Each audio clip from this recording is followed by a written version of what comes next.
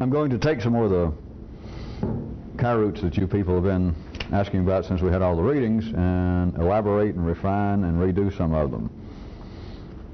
They're still coming in, so I don't know whether I'll catch up tonight, but I brought in some from last time that you asked about, and here we go.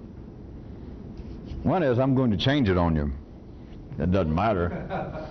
But it went, several of you wrote this one down, that it went more or less like this. I'm saying more or less because I don't remember them necessarily verbatim, and as I was going to point out, some of you sure as hell don't remember them verbatim because you sat right there and heard it and wrote it down, and some of them you're not even close, but that's another story. But this one was, if you think total abstinence is hard, try total moderation. Remember that? All right. That's enough of that. Try it this way. If you think total abstinence is hard, try partial abstinence.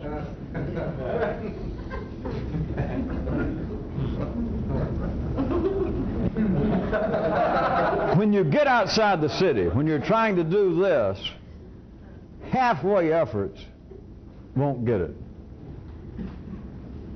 There is no way to cut down. There's no such thing as partial abstinence. Now in the city there is. To old intelligence, people say, well, I'll stop it for a week. I'll cut back. I'll cut down. Even if they did not have the occasion, if we were talking about drinking, or let's say, and somebody says, well, I've been drinking too much, and so I will cut back. In the city, that makes all the sense in the world. In the city, looked at from one view, that's all that's possible. If that's too sticky, then I can point out, as I started to say, that in the city, it is perfectly acceptable because it would seem in many, many cases that that is the only reasonable way that many people can start to make any change, would be partial abstinence. Out here, it just simply will not do. And you might think, well, it will do, because I've tried to partially stop something or change a habit and sort of snuck up on it. If you actually affected any change in your nervous system, it is quite reasonable at the old level that you might say that. But once you do this once or twice, and if you look back and me point it out to you, it's not true. There is no such thing as gradually doing this. Now it seems as though there is. It's got to seem as though there is, or why would I say anything after I said the first night's worth? It seems to be some kind of gradual process, but it's not. It is and it's not. But it's not in the sense that whatever you're trying to do, if it is really has the potential to directly affect, to shake, to put some kind of shock into your nervous system, yours, then it is not a partial effort. It has got to be dangerous. It has got to be a form of total abstinence or total participation, same thing. But the idea of good old Buddha and his 747 and ways of moderation, making change through doing that which is possible, gradually cutting down on sugar, cutting out booze 3 times a week, nothing. It will not do. Not just materially speaking, which is the least of it. It's not simply that cutting down on booze, let us say that your liver is undergoing, maybe in its own little crude way, it's replaying part of the battle of the bulge of what you're doing to it by drinking 6 days a week. And so you decide, all right, every other day I won't drink. All right, at that quiet material level, I am not saying, it's not important, but I am not saying that your liver might not, every 48 hours having a reprieve, might go, phew, you know, this is a little better, it's a little better.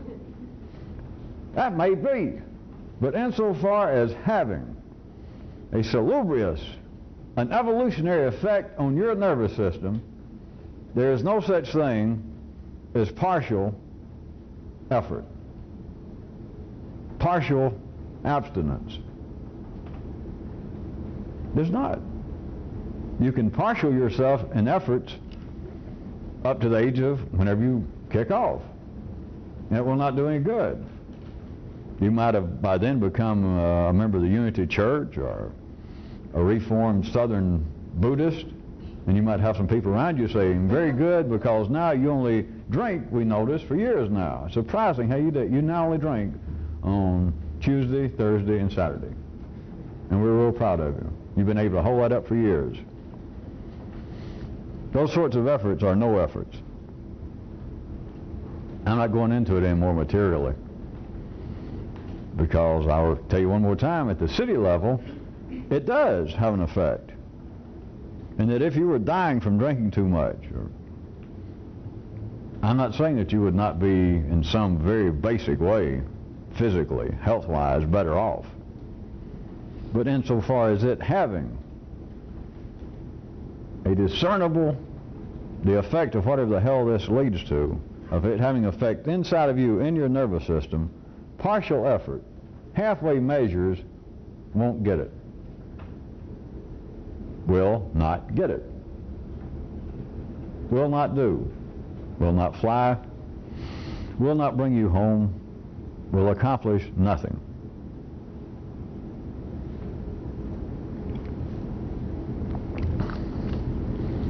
I had another one. Several of you asked about this already.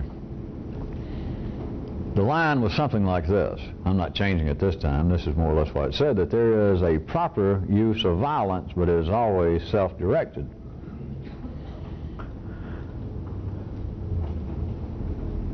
A real revolutionary effort, not a halfway effort, but a real effort, is a form of violence.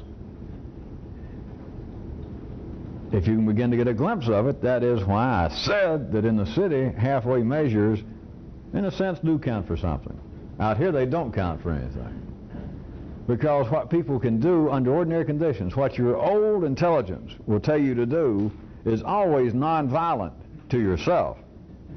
Now, you might want to take a punch at somebody else or kill somebody else, but toward oneself, everybody, Hitler, Mussolini, Attila, toward themselves, everybody.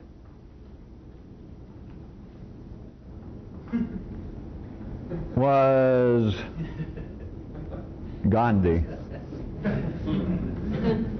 No one practices violence toward themselves. And I'm not talking about some fringe place where a guy beats himself with a whip and thinks that Jesus is saying, good boy, good boy. I'm talking about the real violence of trying to really alter your own nervous system, to change what you are. That is violence. In the city, not only do people not do it, they cannot do it. It would be disruptive to the general overall picture of health and growth and stability of life. But there is a kind of proper violence that one involved with this can practice. But it is always self-directed.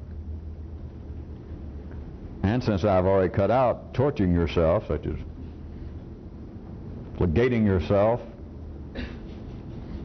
putting leeches on yourself, or whatever, sitting around listening to Wagner all day. Since you know I'm not talking about something that crude, the violence, you have to recognize what it is. It is self-directed, but it is beyond the realm of what would ordinarily be perceived as some sort of work on oneself or some attempt at self-improvement at the old level. Because all you will do at that level, even if you picked out something that had some potential, which everything has some potential, but if it had some potential promise in your case, you will not do it violently at the old level. You will do it as a halfway measure.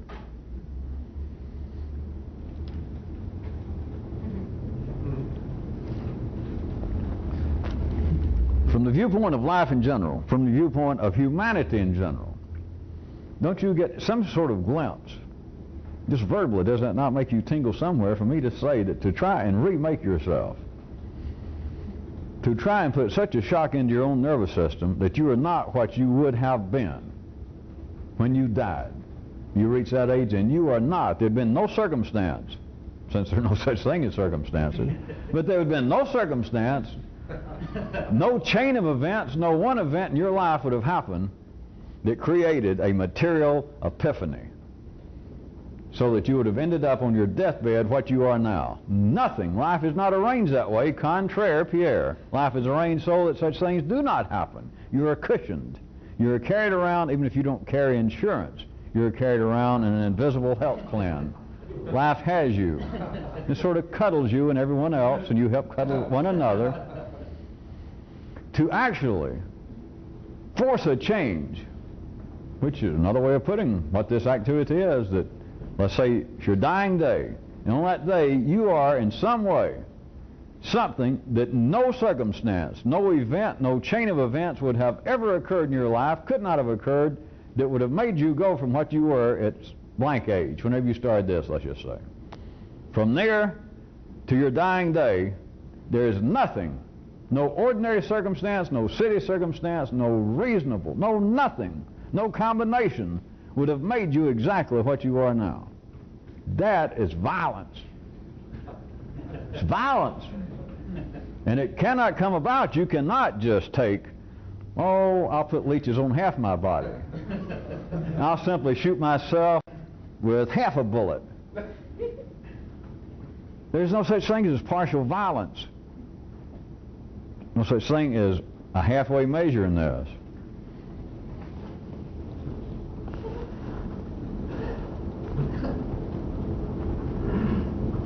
Oh, hell, looking down, I'll just tie them all together. What the hell? I'll just move right on to the next one I wrote down that somebody asked about. That was the one that I had Kyrute say that a real revolutionist might be he who, or could be he who might keep a diary if he did and never use the word I. Can you see that as being a form of violence? It is a form of self-directed violence if you could do such. Just start off from the springboard of what seems to be a material example of someone who could actually keep a diary. I guess every day for those who keep diaries. But think about it for a second. First time it was ever read years ago, a lot of you tittered and giggled.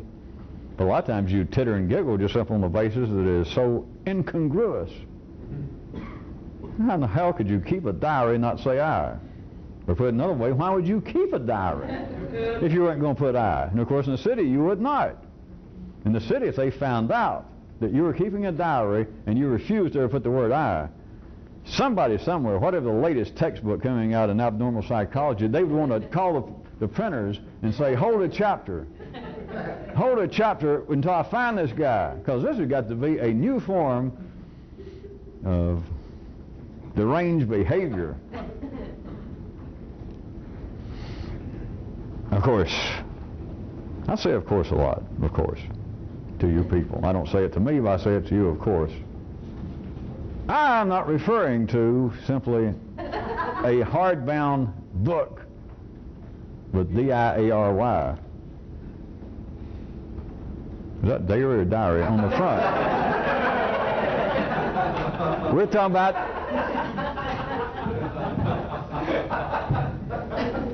I am talking about the kind of continual diary that everyone keeps, even those who are illiterate, and especially those who do not have a book that apparently could be some sort of a account having to do with a milkman.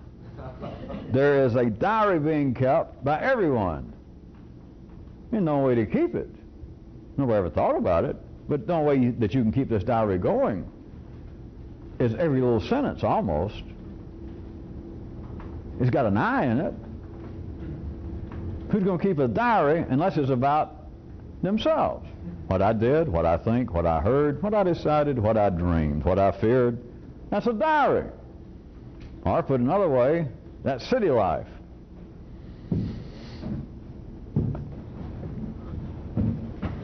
And I had Kyrute say that a real revolutionist could be described as one that if he or she did keep a diary, could do so without saying I.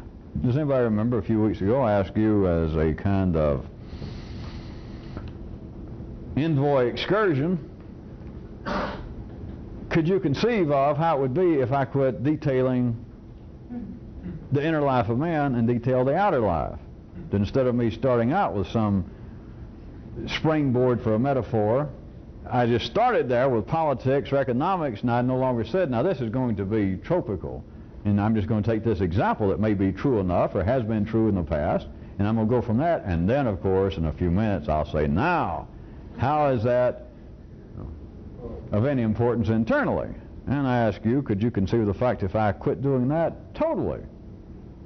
And then what seems to be the basis for making some emblematic point never left the emblematic stage, that was it. All I discussed was what appears to be life out there. I got almost no response from you people on that. I didn't tell you had to. Best I recall, only one or perhaps 1.4 persons even wrote me a note later like, wow, or geez. Could you not see that being a form of diary keeping without using I? It's not the only possibility.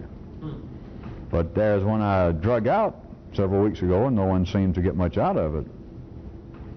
You don't think you could be conscious? You don't think, that is, you could keep a diary, to keep some kind of city level stability, pass for being sane, in other words,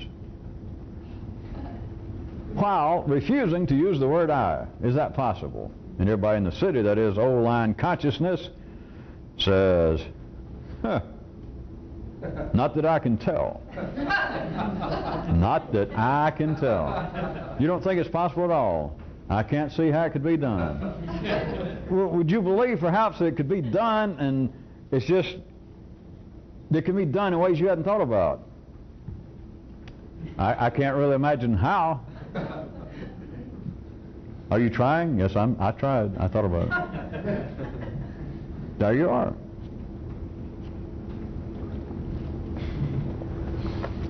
It would be a directed form, a controlled form of directed violence toward oneself if you could have the ordinary or the necessary ordinary level of nervous system operations and in a sense refuse to write I in your diary.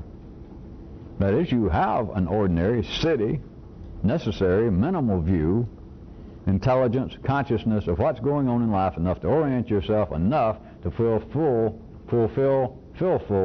your 4, 5, 6, 8, 10-hour days of you working for life before you go off and do your hobby. But to find out that you could do it and in a sense do violence, struggle, not a half effort, not an attempt, but to do violence to what, I'll expand me just saying I. It's the dialogue-based sense of I. You're doing direct violence. You're perpetrating it, not attempting. They couldn't arrest you for conspiracy. Not up here on the hill, not in the woods. That doesn't count. Like, well, I know what you're trying to do. What you've been thinking about or what you've been planning to do is you're going to quit in some way trying to say I. You're going to try that. They can't arrest you for that. In the city, they can talk about it. It becomes a hobby. But you're not going to get arrested. You're not even going to get a warning ticket out in the woods to say, well, I'll try it. There's no such thing as conspiracy in the bushes. You either do it or you don't. And you don't halfway do it, because halfway doing it, you can be described as halfway involved simply on the basis of conspiracy. Everybody knows what that is, don't you, legally? Conspiracy is just one or more persons planning, plotting, making one small move at least to commit a crime. And there are many statutes in most states and federal government level that makes it a crime, usually punishable by the same, more or less the same kinds of sentencing and fines and etc. of actually committing the crime for one or more persons to plot, that is, to conspire to do it. That doesn't sound familiar? Your own dialogue-based sense of I is like a kind of continuing conspiracy. Not just crimes, but some of the conspiracy that they think they're going to do good. Like the dialogue-based sense of I is, well, I will do better. I'll stop doing so-and-so. That won't do. That is not a crime. Are you following my metaphors? That's not agreeable. That's not even noticeable. That doesn't count in the bushes. You can't conspire to make a change and even be noticed in the bushes. You can't get arrested for it. Not even a warning. Nothing.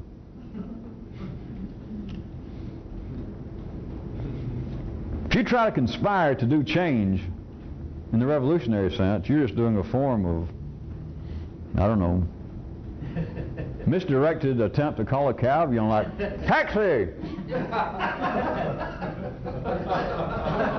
It sounds like you're going to try to do something and you don't do anything. You don't do that which you thought you were going to do. You don't do that. You never accomplish that which you say you're going to do. And it seems like in the city a continual form of conspiracy, of plotting, planning, trying to do better. Except when it gets down to actually doing better, the kind of violent doing better that it takes, it never occurs. It's just part of a hobby, which suits life well enough. I've never, ever heard life complain about that. And I can hear a lot. But I've never heard life complain that, you know, there are too many people down here in me that have ideas about some sort of drastic change. You know what I mean? I'll go, yeah, I know what you mean. Of course, life is being funny with me because it knows damn well I know what it means, because it uses some of my terms back at me. So it says, well, never mind that then. And it says, you know, sometimes I notice how many people throughout history, not just now, but throughout history, get interested in this or think about it and talk about it, and I go, yeah. And it says, but then to notice the ratio of those actually do anything, the ratio is almost what? And I go, and I say, yeah, I was going to say that. All right, what I just went through, I've never heard that happen, was the point. Don't get confused. Life has never done that. Life has never complained that, well, there are too many people that believe they can hear some of this or would like to change, but then there are too few of them do it. Never, ever, ever has life ever done that. It's kept it hidden from me. Never, ever. What you're faced with is there is no natural basis for a conspiracy. Your own dialogue-based sense of I is not going to do it, your friends are not going to help you do it, society is not going to help you do it, no religion is going to help you to do it, and I'll just barely condescend enough to help you to do it. Violence, real violence, is always done by a sole perpetrator. The kind of violence that life in the city, the ordinary intelligence, decries is not much of a violence. Now, I know there's been, physically speaking, terrible things have racked this planet before. Wars, I know all that. But real violence is always a sole act. This other stuff is cartoon violence. It's real enough for the people involved, of course, but it's real enough when you die. That kind of mechanical violence is not really violence. I will assume that some of you suspect I mean something other than the ordinary use of the term violence. So I'll put it to you this way. The kinds of changes that come into the wake of the violence perpetrated by large groups of people, or at least by several people, the wake of that leaves no immediately discernible growth, which is why ordinary intelligence continues to decry violence, wars.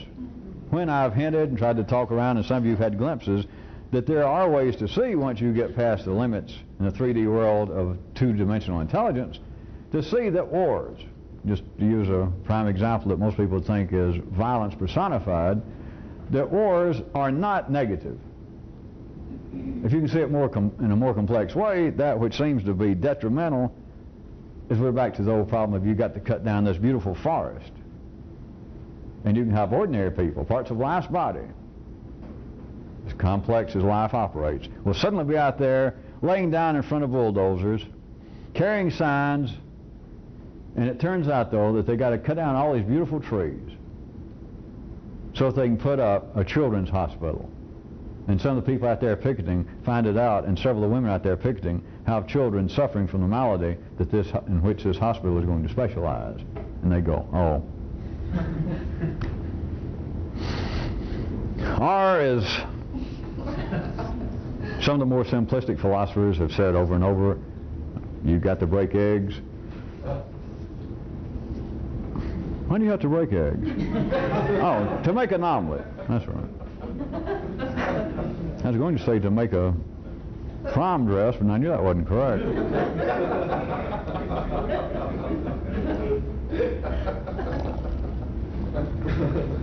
The violence that I said was proper, and that is always self-directed, and that is really limited to such as this. There are offshoots I wasn't going into tonight. There are people that life runs around throughout history that do violence to themselves in this way.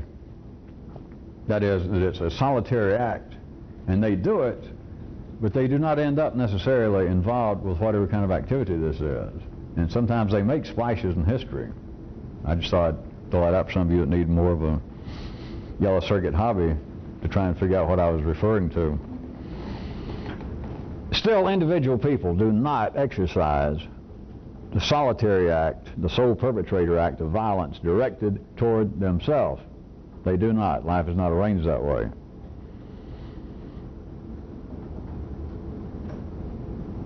Another way to look at this kind of violence is if you're involved with this, is you're attempting to do violence to yourself on the basis that you are far too simplistic as you are.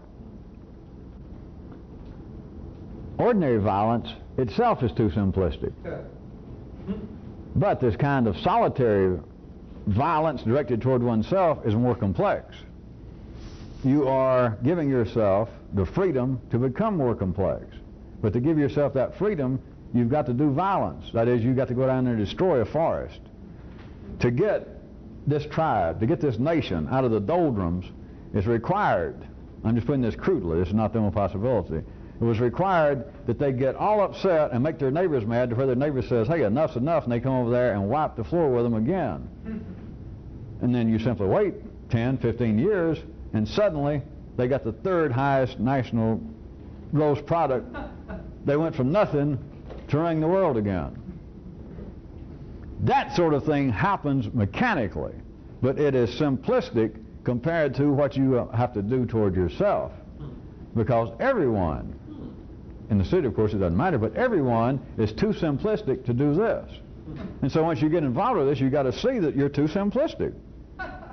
You're too simplistic now.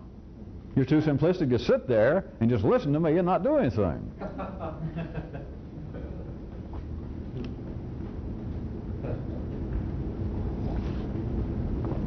The kind of violence I'm speaking of is, in a sense, liberation.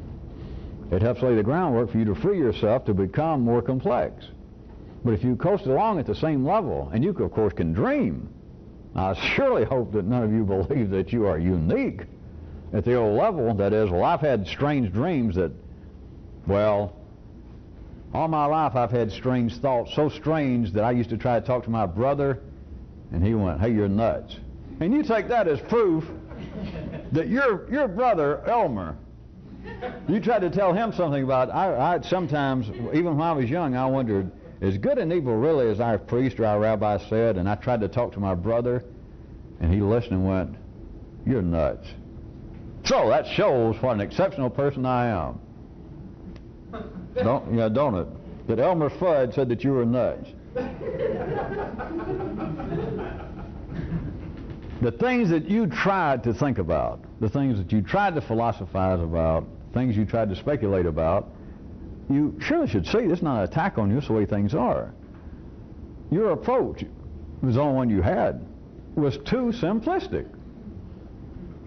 Not just you. If you got to now, run back to whatever it is, the 150 numbers in the Dewey Decimal System, and start pulling out all the books on philosophy, and the guys, the big names. I'm talking about the big guys. You look down there, look through the table of contents. Go back, start Aristotle, and run right up here to Bertrand Russell. No offense to Bertie, or whoever's hot now. Look at the table of contents, and look at the progress that's been made. Look at the themes of the great books on philosophies. My view of good and evil. Wow! And guess what? He's going to have a side. Is that progress or not? Well, it's progress if you've got the memory of a cement block. That's progress.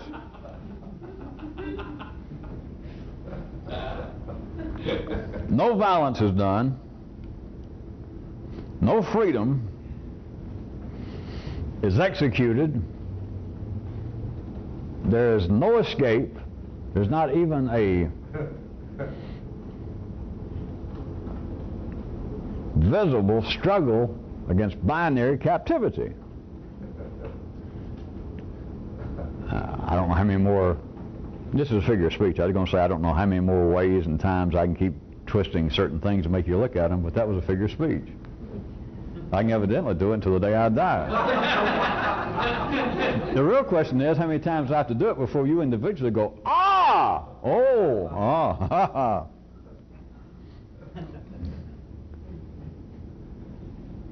All the great thoughts, people believing that they might in some way think themselves out of something, or to think themselves along the line of progress, of additional insight and understanding. It's all in the same path. They might as well be a 48 Ford out in the Appalachians, unpaved roads, the ruts have been dug, and you go through the same one. You, Plato, Hume, Locke, Key, Door, Treadle. Everybody keeps doing the same thing. And they keep thinking, well, I'm rediscovering, or I'm pushing Goethe's idea of good and evil a little bit further. As long as it's a hobby, if they knew what they were doing, so it's just a hobby. And if I said, well, you didn't realize this doesn't mean shit, and you don't know what you're doing, and the guy went, I know it, but it's cheaper than collecting stamps. And I went, well, fine. As long as you don't believe that it is serving some basic purpose. As long as you don't believe that this is making you more complex. It is not. Not you individually.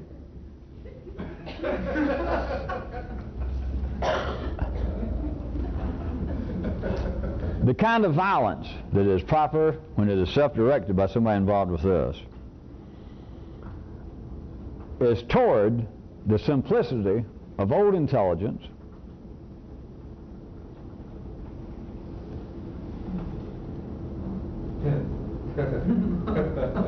and I'll go a little further to whip some more of this together. That kind of violence, whatever I mean by that, that's just a word, remember, it's just a word. I didn't make that one up for a change. But what I mean, the reality behind this kind of violence, the kind of self-directed effort, another way of looking at it to tie it into something I was referring to Friday when I started responding to some of these suggestions that I say more about it,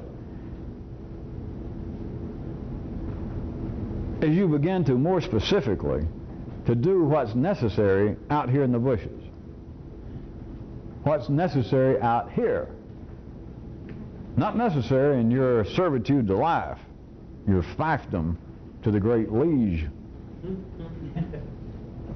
Because you need to be able to have some fairly clear sight of this by now, that what is necessary in the city, what's necessary to operate at the ordinary level of intelligence, the old level, what's necessary in your absolute employment, servitude to life, that part that you must do. What is necessary there ain't necessarily necessary in your spare time. That some of you should find to experience, and then probably coevally some of my descriptions like this one may come back to you at the time, is a great moment of liberation. It's better than storming the Bastille. Yeah. To realize that there are things I have to do, but ordinary people take life as being one, as those great Motown philosophers, Dozier, Holland, and Dozier said, it's one great ball of confusion. Never mind all that.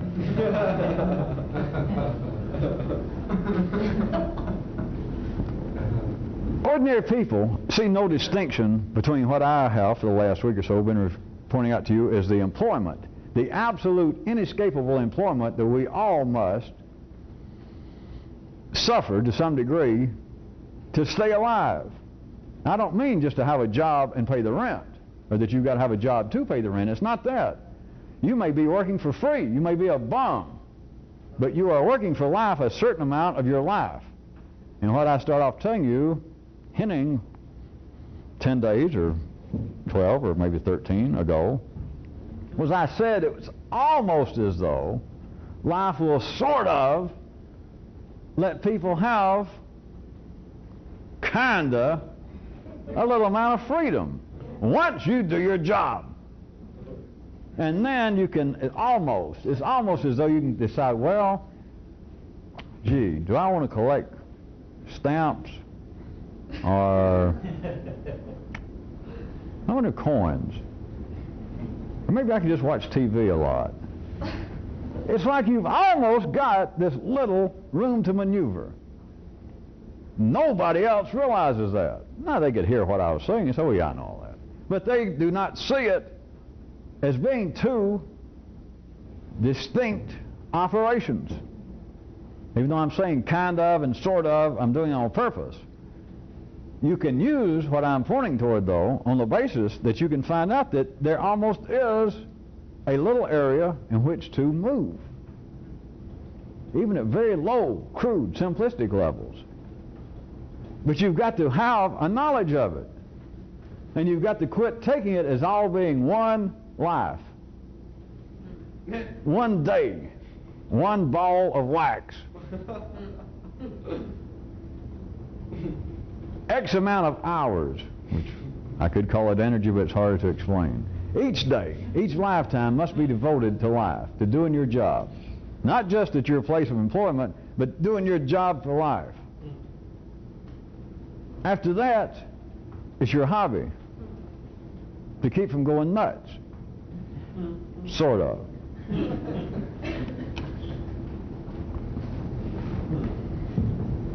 When you understand that there is such a real distinction, sort of, kind of like, then you can have some personal understanding of what I mean by saying that what is necessary that life is going to make you do. You, me, your mother, your priest, everybody. Life's going to make you do it.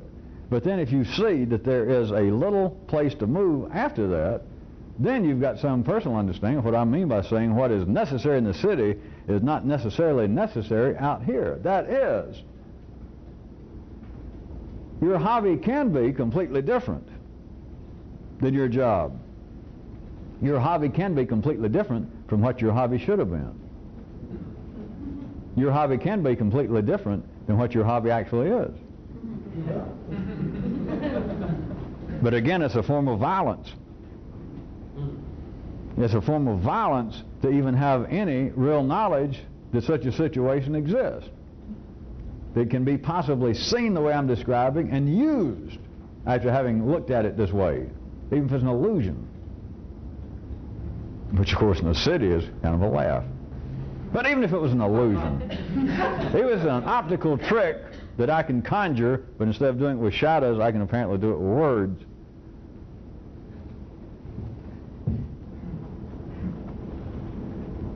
There are things that are necessary in the city that are just not necessary out here, and no one understands it.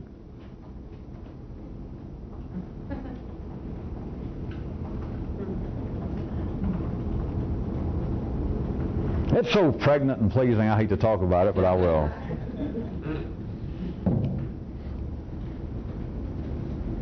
Life makes people intellectually muck up so much as I have to go back and keep trying to either calm down muddy waters to where you can think, because the very things I'm going to talk about at any given time, I can always say, well, now everybody knows about this sort of already, except you know about it on the basis that staying on 2 feet, you're looking at with 2 eyes, and it's not that. And people's intellect go, okay, all right, so it's going to be real intellectually rococo. And I say, well, don't keep using that word. Go back and use Byzantine. Benzodrine. There's a new word there somewhere, a combination of Byzantine and Benzodrine. It's affairs that are real complicated, not only real complicated and intricate, but they go real fast. Which, of course, come to think about, is what happened to Constantine, wasn't it? He came and went real fast. All right, it's such things as this. In the city, it's necessary. Let me bring it up to date. This is in your lifetime. The idea, psychologically and then just common sense in the city, that everyone in the city has a self-image, right? That is, they keep a diary, but they call it self-image. In psychology and cocktail psychology. And people now believe, including you people, you're all that young and contemporary enough, that at the old level, all of you had some of this kind of information already running through your nervous system, that one's self-image, if it is askew, can give you serious what? That's right, problems. That one needs a good self-image, and that one needs to improve upon, abandon, avoid, rearrange, restructure, reinforce, after restructuring it,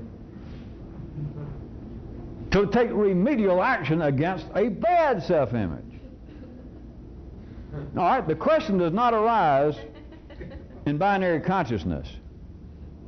The question I'm about to present, the one or two who always laughed, and that is, in ordinary consciousness, you're going to say, all right, what you're going to ask is whether somebody has a good or bad self-image. The question never arises, why do you need any fucking self-image? Well, that's a non-question.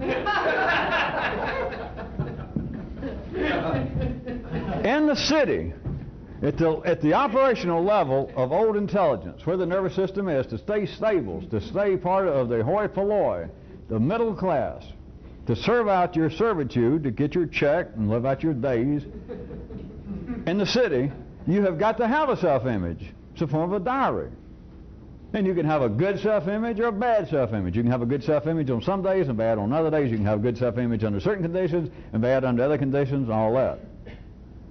Out here, it's not that it's not necessary to have a good image, self-image, or a bad self-image. What if it's not necessary to have a fucking self-image? Do you understand that's violence? And it's the kind of possibility that does not arise. Turn the tape over. Let's try to get back up to speed here for a second. Do you follow? I've been through many, many, many examples, I know, along the same line.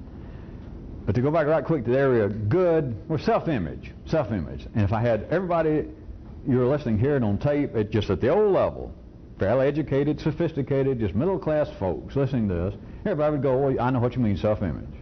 Been many popular books in our lifetime, I'm okay, you're okay, games people play, all forms, going all the way from academic psychology into the marketplace, into people's homes. It's self-image, self-image. People worry now about children, 18 months old. How am I affecting my child's self-image? So you say self-image, and everybody goes, yeah. But then if I started saying, all right, now if you're going to do something exceptional in life, and if I started insinuating I'm involved with some kind of secret activity, and I did something enough that the people listening would, well, I like the sound of it, I like the way you're talking, press on. I said, all right, here's an area that perhaps I can begin to give you some hint of how this differs from ordinary life and ordinary thinking. The area of self-image. Everybody know what I mean? They're like, well, yeah.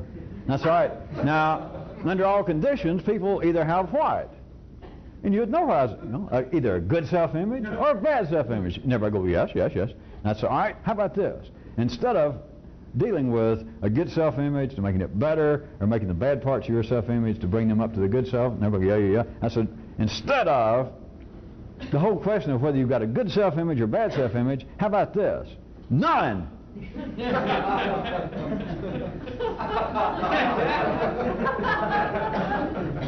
The nervous system is not equipped.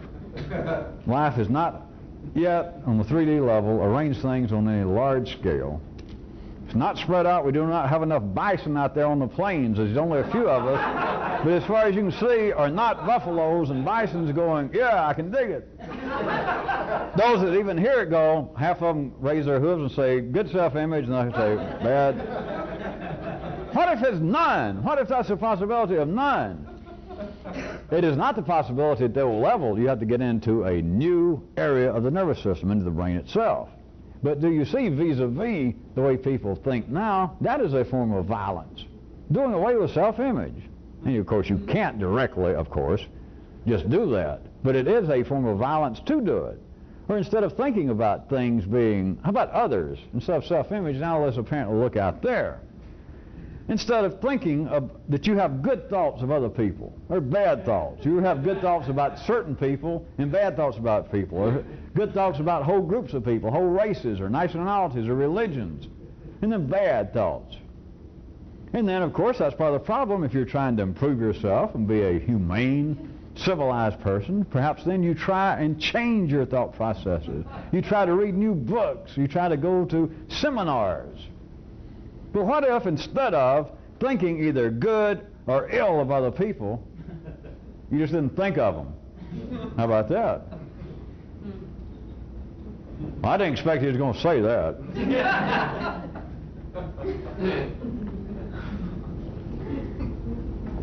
Some of you have reached the point that at times such as this seems to make perfect sense, or perfectly good sense, perfectly correct sense, not verbally, not logically, but you still have that great, friendly Casper the Ghost consciousness in you, your old intelligence, to know that me saying, all right, instead of thinking good about people, even that you're even thinking about what you think about people, whether I think about them in good ways or bad ways, that you don't think about them. Old intelligence, as it should. It hears the words. What are we going to call it? There is no word for it. I keep saying things like finds it moot, would say I was crazy, that I'm insane. But you should be able to feel in yourself there's really no specific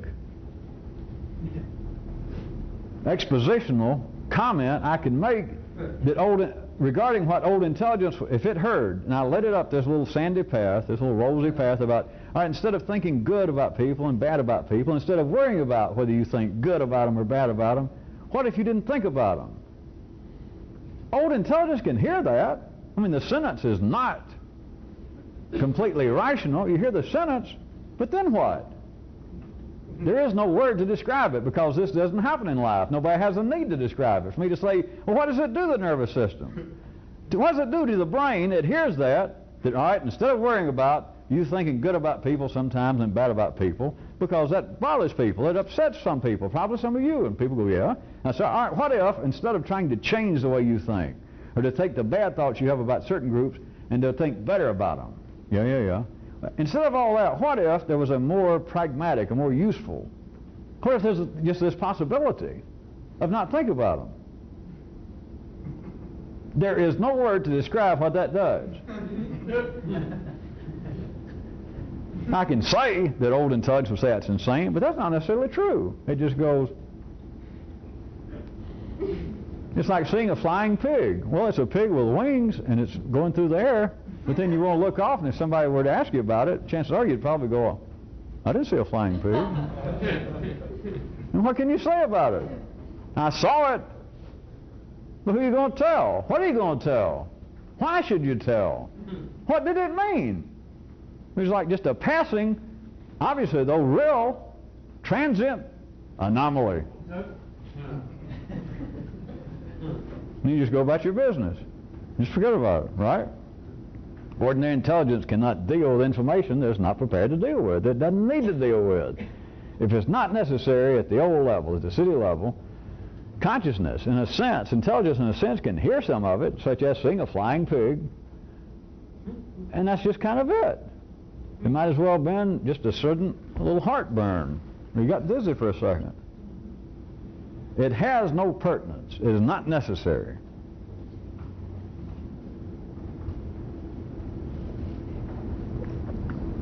With all that which is necessary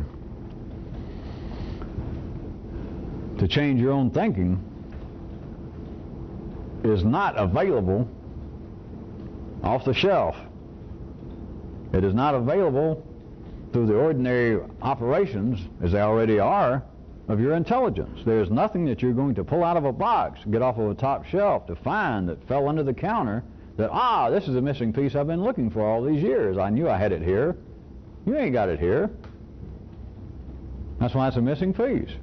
There's another Kairoot for you. And Kairoot said, once a missing piece, always a missing piece. Count on it at the old level. If it wasn't a missing piece, it wouldn't be a missing piece to you. And so to believe, well, someday I'll find the key that unlocks this door. If there's a key to unlock that door to your consciousness, to your intelligence, there would not be a door there to start with. Or if there was, it'd be unlocked. But once a locked door, always a locked door. If that's too confusing, once a yam, always a yam. All right? Oh, okay. Once a 7, always a 7. All right?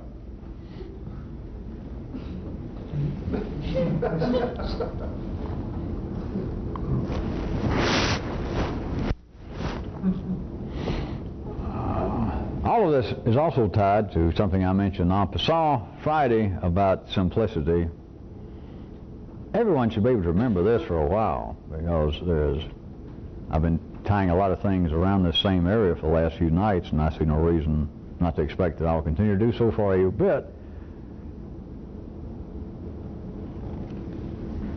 First, this is from the 3D view, which is not to put conditions on it, but it is correct from that view, and that is that growth is complex, and shrinkage, stagnations, even retreat.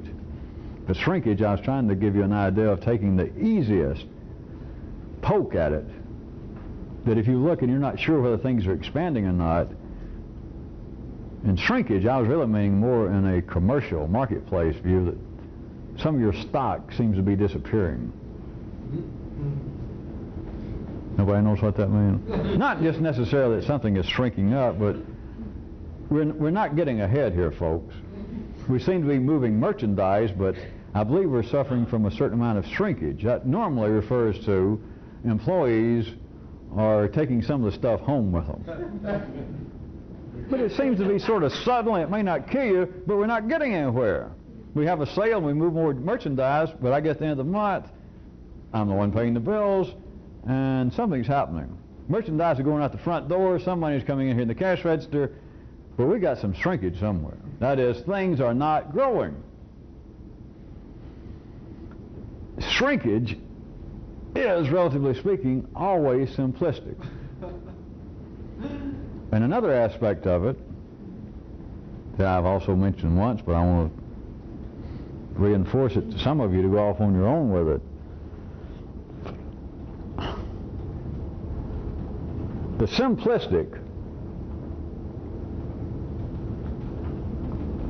simplistic originally set was the original model who set for the portrait of evil. That's where man got his notion. The idea of evil, the original model. Now it's been muddied about, as you should know. You could take a Michelangelo, a Rembrandt, and you run it through 14 generations off of not only Xerox machines, but machines made by, God knows who, your Uncle Fred. By the time it gets down to you, the idea, that is the portrait that Rembrandt did of whoever it was contemplating the bust of Aristotle, by the time you get it, the bust of Aristotle looks vaguely like Elmer Fudd. But what I'm telling you, and so what I'm saying is it now has only a tenuous connection somewhere where it originated. And I'm saying that man's portrait now, at any particular time, not just now, but it had been true 2,000 years ago if I was standing with sitting and talking then, but the portrait, that is the notion of evil, is a derivative, many generations removed, but it was modeled on, taken from, the original model that set for it was the simplistic.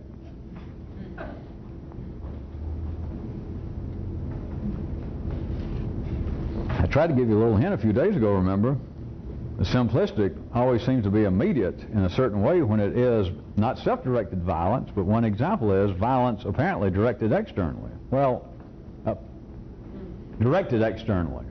Murder, theft, taking one's property, which is a form of taking one's life that somebody spent their energy to earn and to buy this stereo, and somebody comes in and just in a few seconds steals it, which they didn't steal just a stereo, they stole 20 hours of your life or 40 hours of your life to pay for that.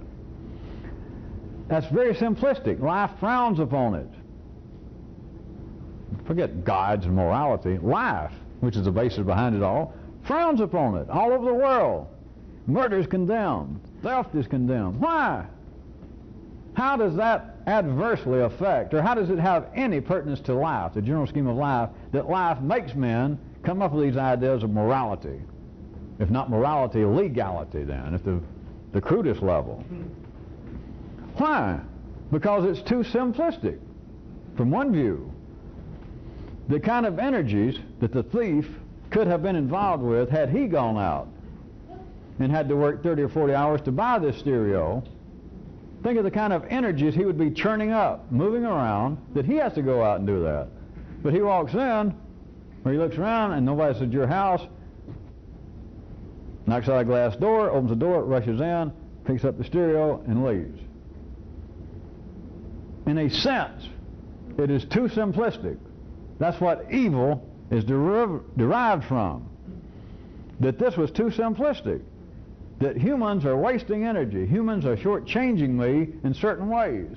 And they shouldn't do that. Of course, as life saying to itself, there's certain shortcuts. I shouldn't do this. I probably shouldn't be taking bennies when I know I got a big test the next day just so I can stay up and study. Life probably says, not literally necessarily, but says such things as that to itself, but it comes out other ways with humans as, wait a minute, that is too simplistic. Well, we've got disagreements. As we're supposed to, we got things moving around downstairs, down in me, and now there's these group of people.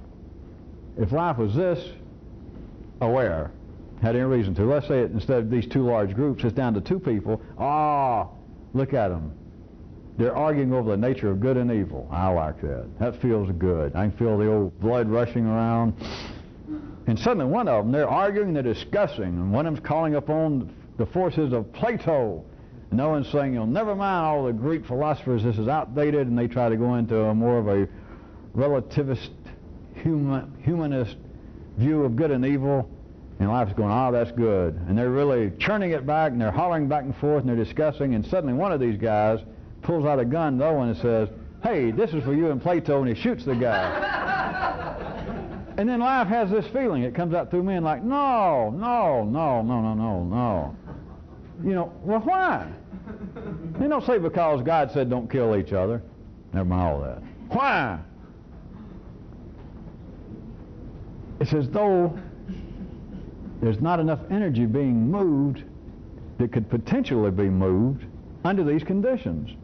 And what happened, what seemed to be the outcome of this one scenario, this one scene of movement, almost got grounded, got short-circuited. Life got cheated because this argument, this discussion over the nature of good and evil, suddenly one of the participants ended it through the force, not of his argument, but through the weight, although it was just several ounces, of a .38 slug. Rather than the weight of his argument that kept it going. They could have met later. Or the guy that got killed could leave and discuss things when he got home.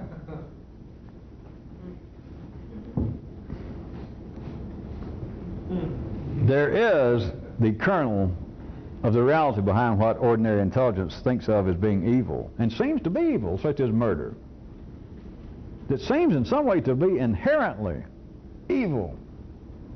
Except anything that's inherently anything is not whatever the ordinary intelligence says it is, just because it names it. You've got to go back, if you're going to do this, and ask yourself, to what end? To what possible end? Why does life condemn this? How does this have any pragmatic effect? The best I can try and think about it, of how something would grow, how life itself would be growing. Why is murder? People are going to die anyway. Why is theft? I mean, the guy's not going to die just because somebody stole his stereo. You can buy another one. He's probably insured. Who cares over the long run? All right, it's obvious that somebody does care. And it's not society, and it's not you, it's life. Life cares a lot. Not enough to stop it yet, but life's been caring as long as people have been talking. Because life, as long as people have been talking, they've been condemning theft and violence toward one another. Why? I'm trying to give you a very strong hint along a kind of new side path. It is too simplistic. It's a kind of wasting of potential. And when it gets too simplistic at any particular line in the 3D world, it strikes many people as being evil. And what they're describing is, this is too simplistic.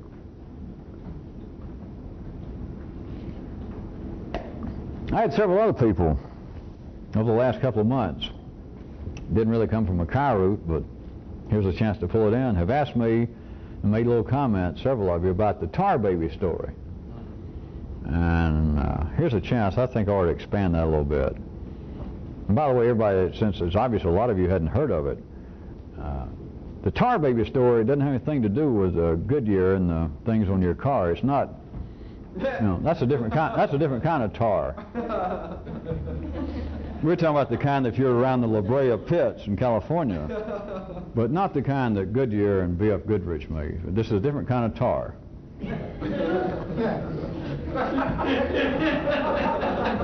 Right quick.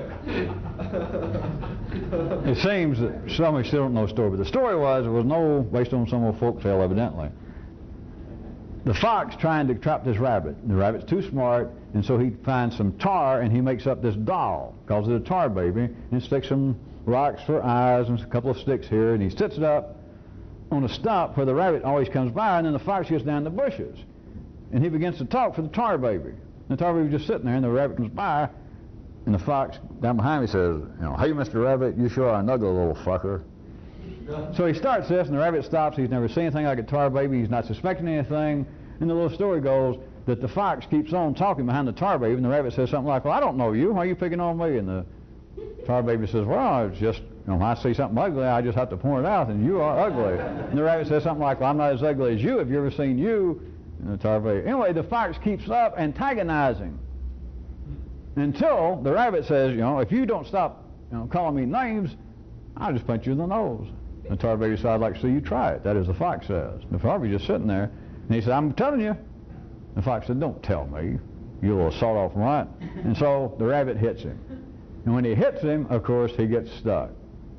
And he says, "Let me go or I'll hit you again." He said, "I'd like to see you try it." So he hits him again, and then he got both front paws stuck, and he said, "Well, I'll kick you." And he said, "Won't do you a bit of good." He said, "I'm warning you, let me go or I'll kick you."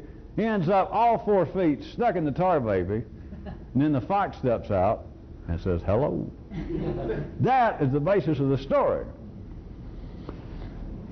Now, if we were, which I'm sure we're not because most of you have been inoculated, if we were metaphorically inclined,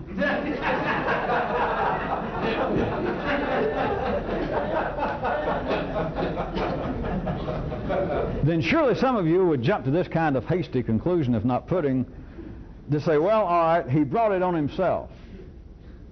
See, by attacking this tar baby, this sticky little doll, the thing is, by trying to fight it, he got himself stuck. The fox didn't have to chase him, didn't have to do anything. This fox just kept talking and making him mad, and the more he hit him, the more he stuck, and there he was. And then the fox, at his leisure, could walk out, and I assume have bunny burgers. That's the story. And I bring it up periodically, just in reference. I'll refer to the tar baby. Now, even at the more simplistic level, there would seem to be that kind of metaphorical, possible message in it. That you can get yourself so involved in trying to fight something that you end up hurting yourself. Now, I would have to say that just a street corner rabbi or Baptist preacher could come up with that, and there we even need the tar baby story. I'm sure there's enough stories in the Bible, there don't seem to be any end of them, in the Old Testament, that they got some version of that. Somebody was asking, well, they gave an example. Well, skip what they gave. Let me just tell you what I was going to tell you. Beyond what might appear to be the most simplistic, the most obvious possible message you could get from that, is I'll point out one that ordinary intelligence would never perceive. And it's this. In this particular way, the tar baby is a passive foe. Now, I say a foe in the sense, the way the story ended up, the tar baby was the downfall of the attacker, the rabbit. But notice, the thing was a passive foe. It could do the rabbit no harm until the rabbit took some action. Now, once it took action, as I was pointing out, I assume you did follow the story, the rabbit was a goner as soon as they hit him once. The story was just a further elaboration about, all right, tar baby, let me go. Let go of my hand, or let go of my one paw, I'll hit you with another one. And the fox says, try it. Try it, sucker. But the rabbit was done then. But it took some action. Now does anybody, I don't know, have any suspicion that you might be able to use that against yourself? All right, use that with yourself. Use that with your dialogue-based self. Nobody sees any possible connection between that. I can think of immediately 3 tie-ins.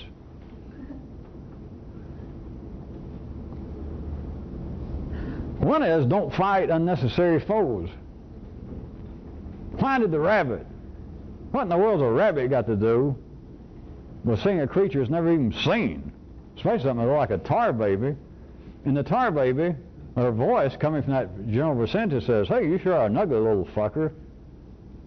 What kind of revolutionary rabbit, what kind of revolutionary person is it that's going to stop a foe you've never even seen? You're not even sure what it is, and a voice that says, hey, you sure are an ugly little fucker. What kind of personally profitable response might a person have from that? Now, some of these people that Cairo keeps making up, you remember the stories about, say this guy that gets up and every morning in front of the bathroom mirror and does, there's 4 or 5 versions of that. I could suggest that if an absolutely brand new potential foe, or at least obviously a new source of insult, says, hey, you sure are an ugly fucker, if nothing else, what would a real revolution make you think? Like, and where have you been? This is your brainstorm?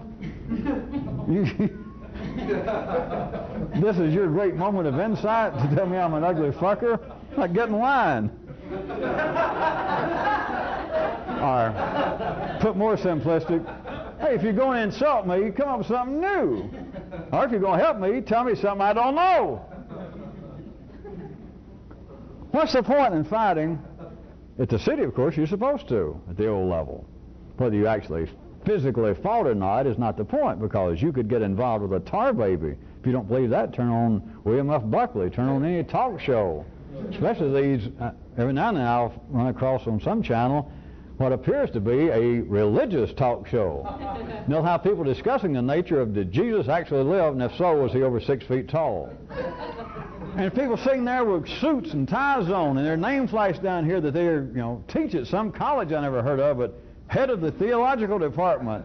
And they're discussing things about, well, was Jesus dead in that grave for 2 days, or was it 3 days? And everybody's flipping through Bibles and stuff. There's a tar baby. From the viewpoint of doing this, you're fighting, you're dealing with foes, apparent foes, that is. Well, they look at it, and at the ordinary level, it's serious. That, well, this is the kind of foe that needs to be dealt with. That is ignorance, misinformation, misconceptions. And I'm glad that the God sent me here to help straighten you people out. From the viewpoint of trying to activate your own intelligence, to get past that bend in the road and to go somewhere new like the rabbit was going, you can't stop and fight tar babies. The tar baby don't just have to holler, you ugly little fucker. They can holler, hey, you dumb little fucker. You think, wait a minute, now you can insult my looks, but we're getting serious now. I might be ugly, but I ain't dumb, right? You're stopping and talking to a tar baby, and you ain't dumb, right? Yeah. Of course, I guess you could say, wait a minute, I don't stop and talk to tar babies. Right, you're dumber than that. You talk to invisible people. No, I don't. Sure you do.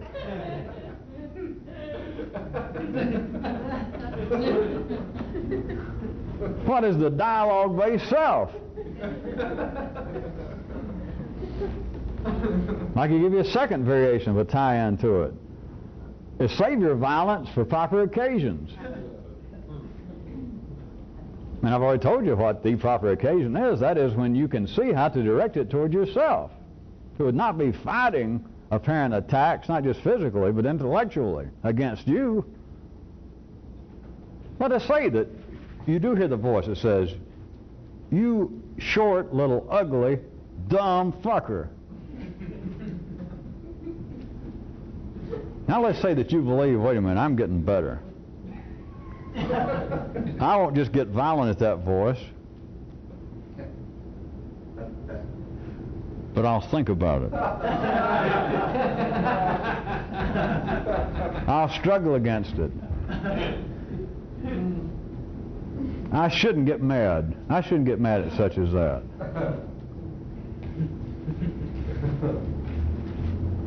You are engaged in partial violence, and it's misdirected insofar as doing this. I shouldn't get mad like this. Even if somebody said that, I mean, who knows what problems they have in their personal life that made them accuse me? They don't know me. It's really my fault. I shouldn't let things like that make me mad. That's still misdirected violence. Plus, it's halfway violence.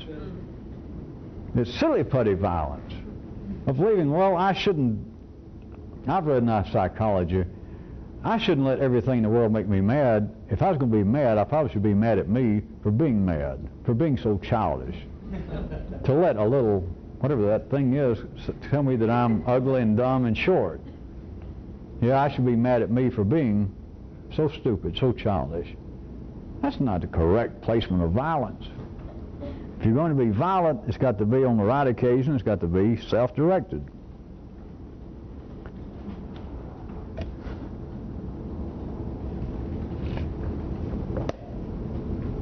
I promise 3. I'll make it 3. And when it gets to it, the violence, when you get down to it, even when it's directed toward oneself, when you got some idea of what you're doing, your violence can't be too simplistic. That is, overly simplistic.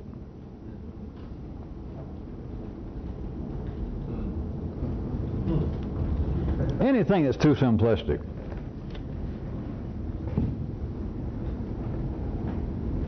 Let me sort of wrap up this paragraph. If you're going to write down anything, remember this. Anything that's too simplistic, whatever it is, anything that's too simplistic is always running the immediate danger of becoming non-productive. Doesn't matter what. You trying to instruct your children, your dog, your mother, yourself. You thinking about the nature of how life is going now politically, economically. When it is too simplistic, and you've got to know what it is, I'm not going to keep trying to define it, because I hadn't even really defined it for you. It's a matter of whether you can think that way. Because that which may appear to be real simplistic may not be. That which may appear to be very complex and more rococo may be anti-rococo.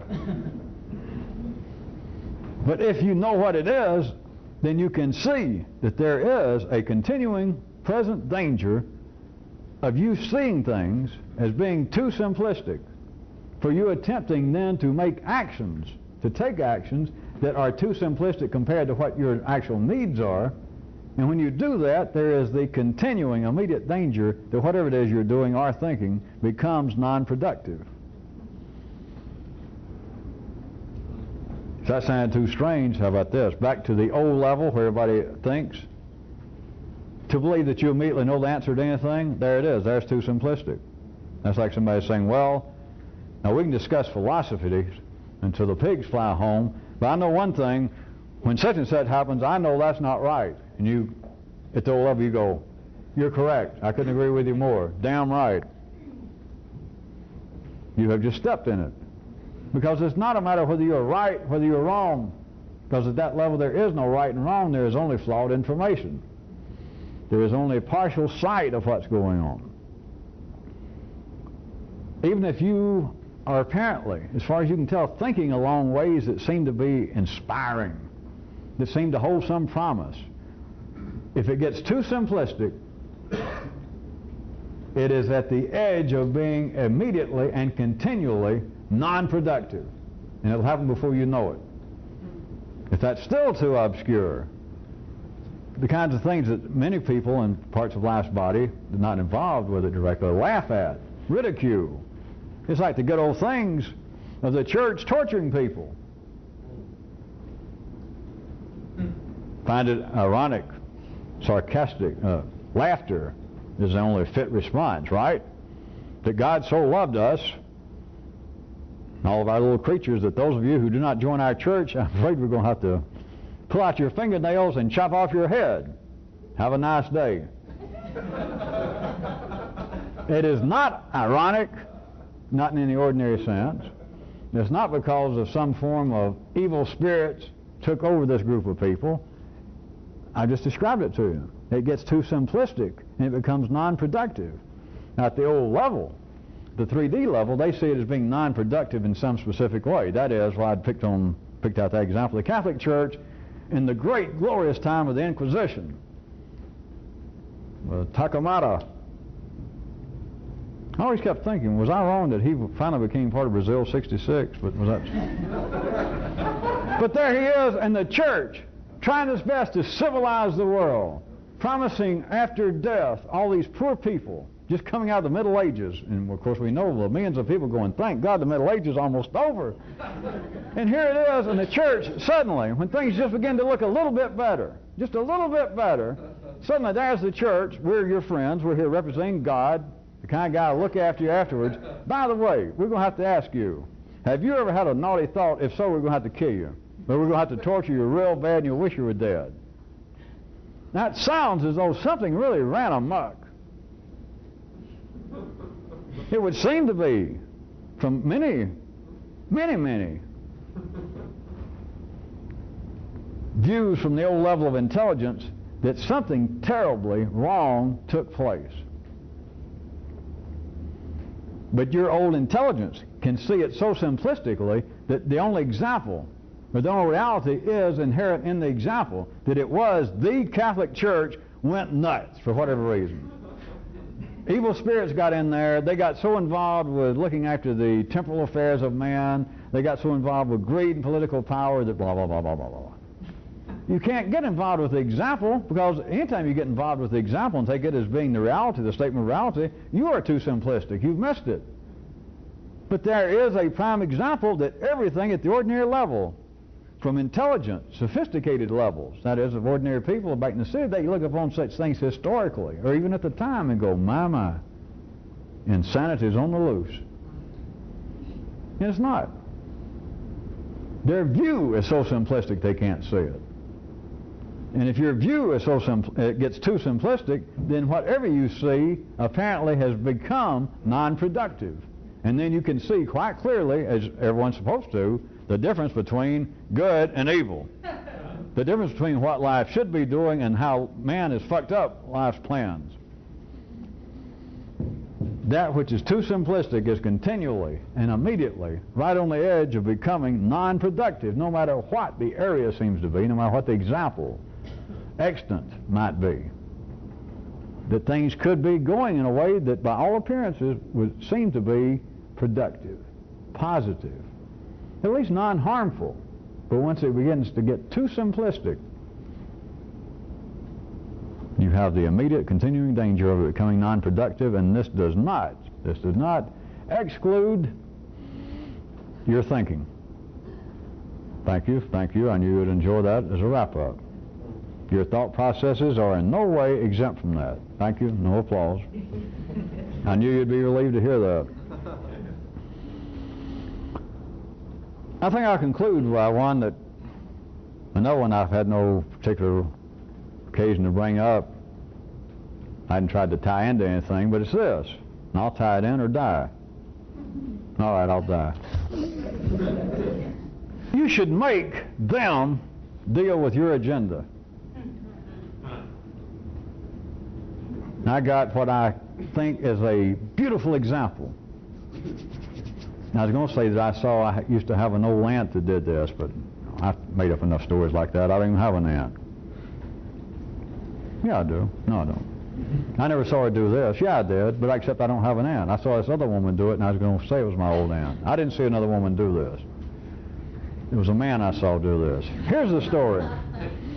Here's the story. Catch this scene. Complaint department, and we'll let you be my old aunt that I didn't see. Complaint department, and you go in, you got this thing you bought, and you won't take it back. Who knows why? Just sitting around, you decide it's not beautiful, and I don't use it. Maybe you saw it's on sale now cheaper. You've had it sitting around here for months. So you go back to the complaint department at your store and you say, I want to get my money back on this. And so then they begin to ask you, they say, well, where's the sales receipt?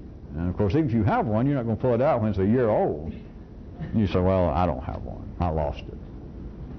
Now, here's where, if for some reason, let's just say there's a kind of store that does not have an absolute across-the-board, smile, no questions asked refund policy. And so let's say the person says, well, when did you buy it? And they look at it. So then you're supposed to answer that. And they say, well, are you sure it was then? Was it on sale? Do you remember how much you paid for it? All right.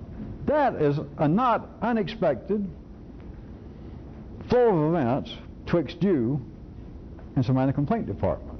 But now, when I said make them deal with your agenda, here would be making somebody deal with your agenda. Let us say that you were smart enough that you understood that this is based upon your own experience or whatever, that you suspect that this could happen. In fact, maybe the store has big old signs. We're going to ask a lot of questions, or we may give you some grief. Please keep your sales receipts. Make them deal with your agenda. They go like this instead of, I guess I did give you enough of the first scenario, did I not, that you go in and you say it down and say, I'd like to return this. And they say, you want your money back? Yeah. Where's your sales receipt? I don't have one. When did you buy it? Was it on sale? Was it regular price? Are you sure it was then? You're dealing with their agenda, right? Here it goes. You walk in and you set the thing down. You say, can you believe 3M, Minnesota Mining and Manufacturing, 3M made this product, and did you realize the problems I've had with this? And I can't believe a store of the repute and the size of Bloomingdale's or Kmart. Do you people no longer check such as this before you sell it? And they say, do you have a sales receipt? Just ignore it. Now, I have bought 3M products a long time. I got a copy at the office, but what I want to know is, it's not only that I trust brand names like and manufacturers like 3M, but when I deal with somebody like Kmart, I have always assumed that you people do some sort of checking, or that you at least ask 3M. You say, well, you have checked that this product does work. Have you not? And you got somebody working in the complaint department, they probably don't even know what the hell 3M is, but what you start doing is make them deal with your agenda. You question them, and they might say, well, you know, I don't know, I work in the complaint department. Now, so well, you work here, but do you ever hear them talk? Does the manager ever tell you that when people complain about a product, perhaps you should write a note down, especially big manufacturers, to let them know? We're still doing somebody getting what, $3 or $4 an hour, and them going, and they can't get around to asking you for a sales receipt. When did you buy it? You make them deal with your agenda, something that is useless, something that means nothing to you. I'm just making this up. All you did was want to bring it back and get your money back. Call out, whatever it is, it worked fine, as far as you know. But you start this, and you ask them questions that are irrelevant. You ask them questions they're not prepared to deal with. You follow me? Now, generally speaking, that's not the point of all this, but generally speaking, the person just very shortly will probably break company policies to give you back a refund. Just, you know, they just consider you kind of nuts to get you out of there. But if indeed a manager or somebody came by, they would not consider it nuts. I don't mean that they'd necessarily get involved with that, but they wouldn't consider what you're doing nuts. They might try to get involved with it, which, if you know what you're doing, you can always get more involved with than they can ever catch up with. Such as if the manager was there and he says, well, you know, I'm sorry, I'm manager so-and-so, and I'm sorry you're having a problem, and I heard you talking about 3M. That is strange. You mean that this thing does not do what it said? Doesn't do what it said. All right, you look down here. Whatever it says down here that you know, if you wind it up for 2 minutes, it will run. And you go, yeah. All right. I tried this, and my brother. I don't guess you know my brother. He shops up here a lot, though. We had to wind that thing up for 10 minutes, and then it did not run. It said it would, you know, clear out the such and such area. They would do 400 square feet within 2 minutes. All right. Are you going to tell me that 3M doesn't do? Do they quit doing any checking? But plus, what I wanted to know was, this Kmart. Do you just buy things now blindly, just if it just says 3M, or if it says, you know, Johnson? You know, if it's some big company, do you just buy it and you don't do any checking yourself? You might get him somewhat involved, like, well, that is, I don't know anymore. And you're the manager of the store? Well, do you ever check it? Do you ever ask them when products come back, do you keep track of how many of one company, like 3M, comes back? All right, the point is you get the guy answering, responding to stuff that he's not prepared, he had never thought about, he doesn't know the answer, and you just keep pressing on. And you don't have to be hostile with it. I'm not saying that. But you just keep making them deal with an agenda that you're just making up that has nothing to do with their complaint, their return policy. Their policy is, they teach people is, if they bring in the product, you ask them for a sales receipt. If they don't have it, you ask them when they bought it. And they probably, for all I know, they may have some even lesser, like, well, if they don't have any of that, are they acting funny? Do you have any reason to believe that they didn't get it here?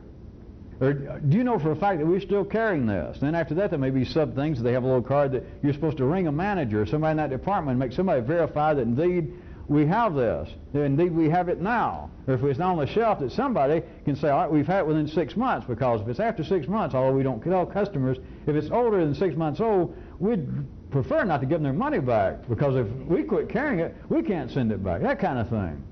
You don't know any of that. And the person working there, all they do is they look at that. That's all they were told. And you bypass all that. You ask questions. That is, you present an agenda, and you're asking them to participate, to answer. Well, you don't have to be hostile. You just say, you know, I'm curious. 3M products, I've got them all throughout my house. We all know how famous it is, but I can't believe that 3M would make a product that is so patently ill-suited for what it pretends to be. Does Kmart do any physical checking anymore? Do you actually have a lab that before you put out something for sale that you actually check it? To ask somebody working in the complaint department that, you might as well be speaking Hindu. Except, I mean, they hear the question, but they don't know. Check. What do you mean check? Well, do you now just sell products that you just take it and you just sell it and just see if somebody's going to bring it back? And you mean it's up to us that the consumers now are like the testing laboratory that we just buy it and we got to see if it works? All right, we only got a minute. You do know that I brought this up having nothing to do with returning stuff. How about the inner dialogue, the dialogue-based sense of oneself? How about all of its questions that seems to be presented to you? All of its questions, all of its complaints, its general ravings that you should be used to by now. It's as though your ear, when it seems to be you listening to it, continually is complaining, trying to return stuff, return ideas, want to re-examine them. Now what if you're behind the counter, or where, it doesn't matter which side, to make the dialogue deal with your agenda. And it's got to be a kind of violent agenda. That is, it's got to be totally frivolous. Except it sounds fine. It sounds fine. Do you hear me? It sounds fine of asking the Kmart complaint department, don't they do any checking, even though it is a big name, reputable company. The question sounds legitimate, but when I say it's impertinent, the thing is, you don't give a damn about that. All you want to do is get your money back. You don't care whether Kmart ever checked this. You don't care that 3M made it. You don't care if the Smith brothers made the thing. All you want to do is your money back. But if you go in and it seems to be their dance, you're going to have to deal with their agenda. But if you start off and you present an agenda that they are not equipped to deal with, they were not prepared to deal with it, do you see the beauty of it? Do you see that you have almost interfered with a well-established, a pre-established dance? And if you're not leading the dance, at least temporarily, you got the other people off balance. And you can, I would suggest to you, get in a few steps here and there and maybe make them walk backwards for a second. Now, as I said, forget Kmart internally. But is that the way people deal with their own internal dialogue? Yeah, right. Sure is. People take it seriously. And whatever your inner dialogue asks you is the same way most people walk into the complaint department and say, I want to return this. Even if you had a legitimate reason. Let's say you did buy it. And you sit around a few months and the first time you plugged it in, it blew up and almost electrocuted your kid brother. And you go back and sit down and somebody says, you got a sales receipt. You say, well, no. And they kind of look off and may look in such a way that you might want to pick it up and leave with it and feel embarrassed. Feel like as though you have been a victim of some form of crude violence. If you go by somebody else's agenda, you never leave satisfied. Not totally. Make them. Make them. Fill in make them. That is the apostrophe EM. Make it a blank and put in anybody you want to. But make them deal with your agenda. Yours. But for it to be the correct kind of violence, the easiest way for me to try and point to it is what I said, is let it be impertinent. That is, it can appear to be pertinent on the surface, it can appear to be reasonable, but the thing is, your agenda, what you're presenting to your own dialogue to make it respond to, is not what you're after. In the same way at that counter with this person behind the counter that's just there with their little list of rules of what steps they're supposed to go through, you walk right up, and even before you ask for a refund or anything, you say, does Kmart do any more actual lab testing of products before they sell them, even big names like 3M? You start right off there and you make them respond to something that they are not equipped, they are not prepared to respond to. That is not their agenda. And yet it seems to be reasonable, but I'm saying it's impertinent because you don't care what Kmart does. All you want is your fucking money back. And you've had it too long, you don't have a receipt, you got it somewhere else. You don't have business. But what you're asking seems to be pertinent. If not to the person there, it seems to be reasonable if you asking, well, does Kmart just sell stuff and don't know whether it works or not? And the person says, well, that ain't my job, I don't know. Think about that internally, with your own dialogue, the noise that life makes through you. There seems to be the continuing questionings that you seem to have about you, the complaints you have about you, the suggestions you have about, maybe we should change so-and-so. All that's fine. Make them deal with your agenda. We're out of tape, right?